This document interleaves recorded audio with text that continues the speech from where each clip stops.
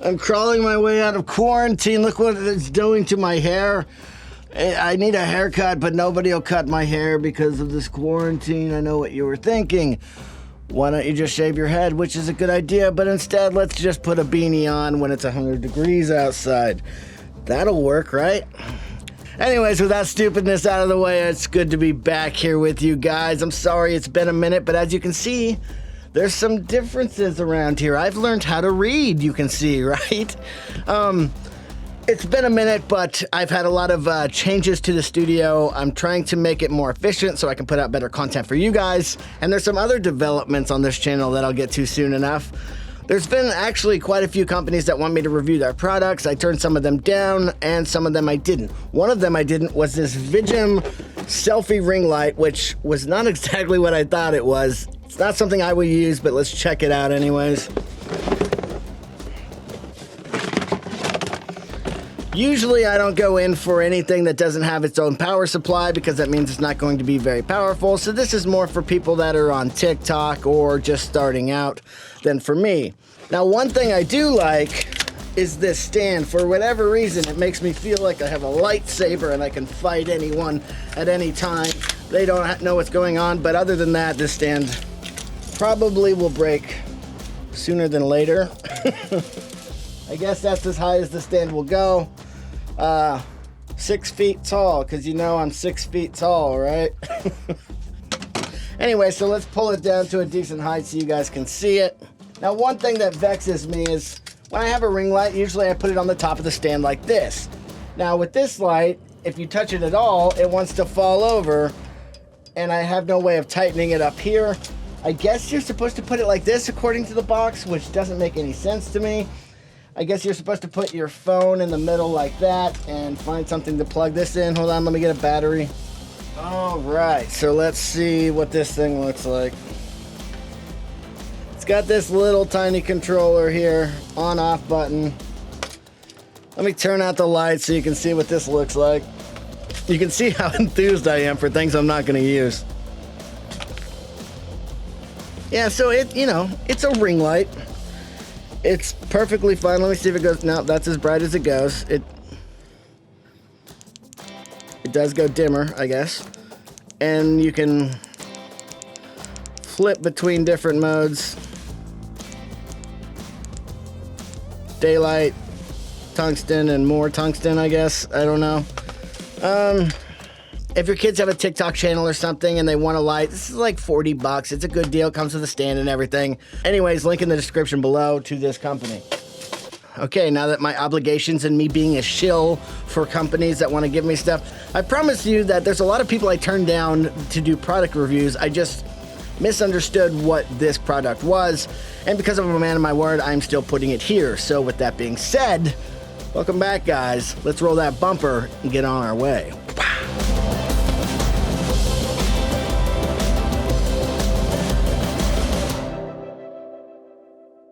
A company called Pixel reached out to me recently and asked me if I wanted to try a couple of their new products. The only thing I had tried up to this point was this, the Pixel G1, and I had a pretty good experience with this, although it was pretty obvious that Pixel was a company that slapped their name on a generic LED RGB light, that a couple other companies did the same thing, so I was interested to see if they did the same thing this time.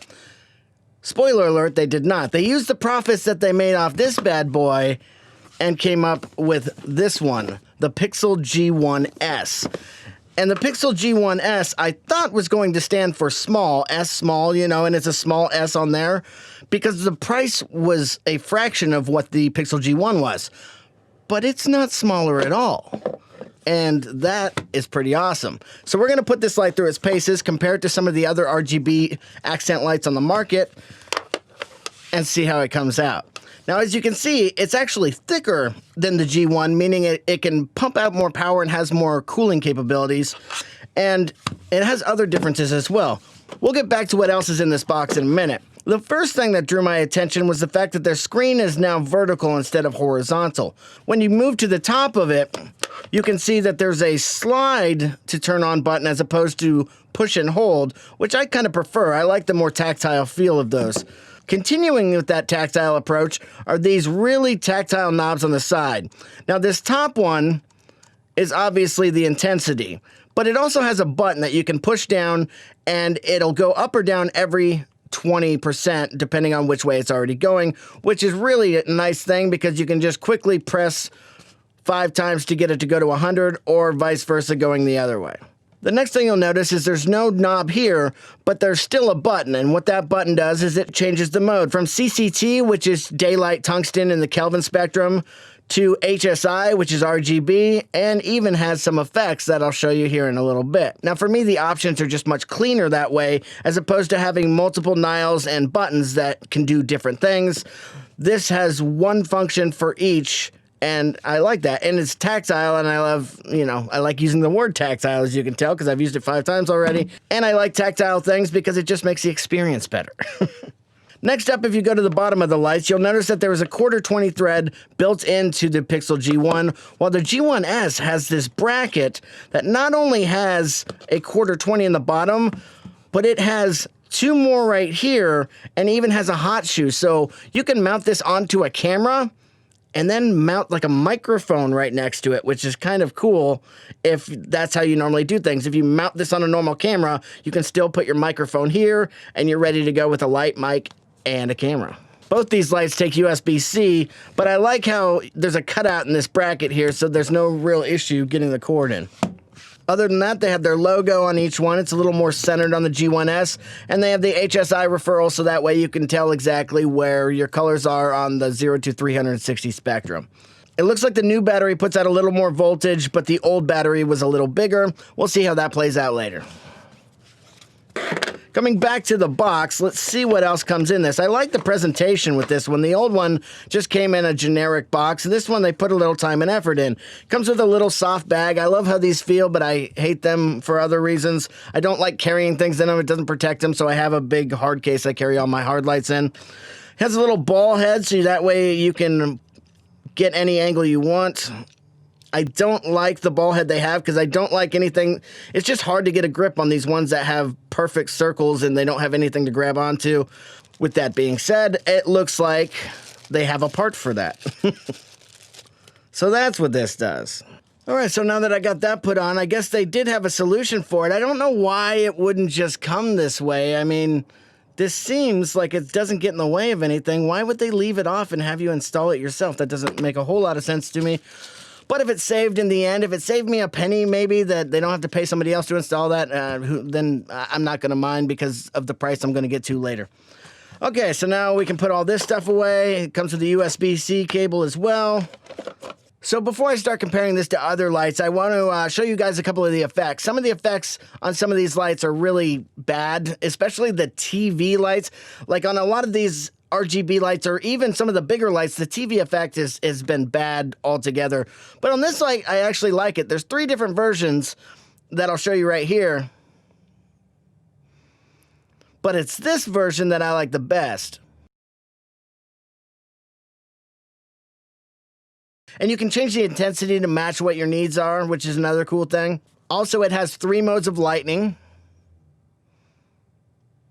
But again, I only really like this one.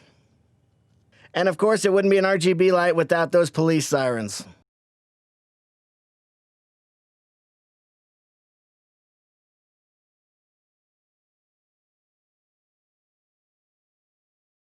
Okay, we got all that out of the way. Now you guys want to see how it does head-to-head with some of these other lights, I'm sure. So what lights can we put this against? The Pixel G1, definitely. Possibly this one here, the Falconeyes F7. Where else can I find accent RGB pocket light? Oh, maybe over here on the evil side of things, we have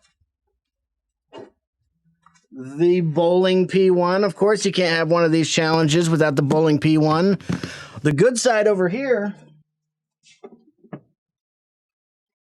has the Atomcube RX1 with that little head wag. It's the good guy coming out at me. What else? There should be one more to fill out. I mean, you can't have 5. You got to have one here. Aha, wait. Something's going. I feel a tingling up here. Don't make fun of my height because we got the Aputure MC right there. So let's put these guys head to head. I'm not going to put them head to head against each other, but more of seeing how the Pixel G1s stacks up against these behemoths. Let's start with daylight output.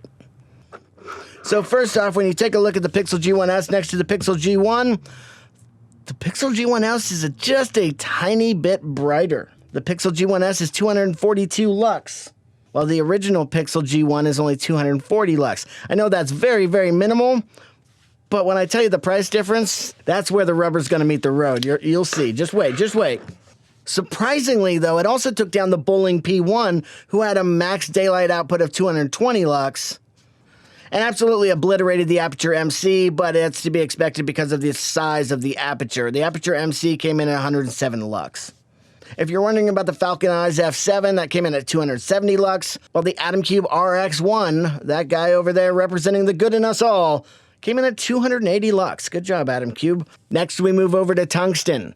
When you put these two Pixel lights head-to-head again, it's very close. But again, the Pixel G1s comes out a little bit ahead at 220 lux in tungsten, while the Pixel G1 comes in at 218 lux. Just below, close but no cigar. And of course, it beat the Aputure MC at 101 lux. It was just edged out by the Boling P1 at 221 lux.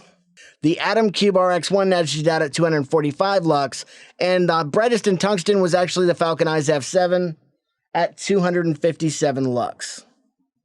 So it really isn't falling behind the field when it comes to daylight or tungsten output. When it comes to RGB, my light meter cannot read in the red, green, and blue spectrum, so I threw it into Premiere in the RGB parade and looked up the IRE percentage to see which ones were brighter than the others. They're all actually pretty close. Now, I pulled these lights back down to go over the RGB numbers with you.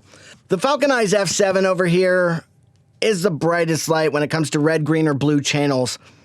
So that one's always going to be at the top. I'm not going to repeat it every time. But when it comes to the red channel, the Pixel G1X actually beats out the Pixel G1, the Boling P1, and of course the Aputure MC.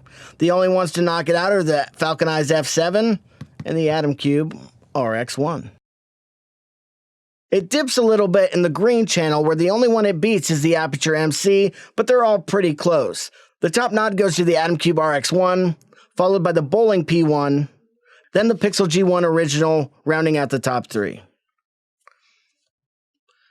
In the blue channel, it was edged out by all the lights, including the Aputure MC, but it was real close with all the lights.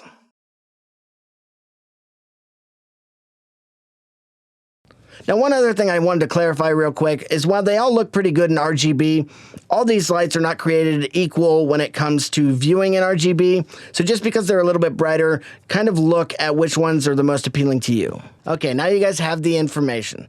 The thing that separates this light from all of these is the price. First off, let's go through some of these and see how much these are. The Aputure MC, $106. Good price, right? Very good price. The Atomcube RX1, the light that I said is my favorite RGB pocket light, $169. Expensive, but worth it. Very much worth it.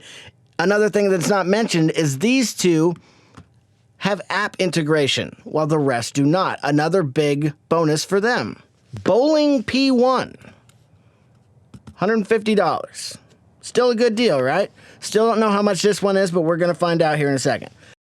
Falconeyes F7, $139. Pixel G1, can't even find it anymore, but when I bought it, I believe I bought it for about $100. That's why I was so hyped about that one.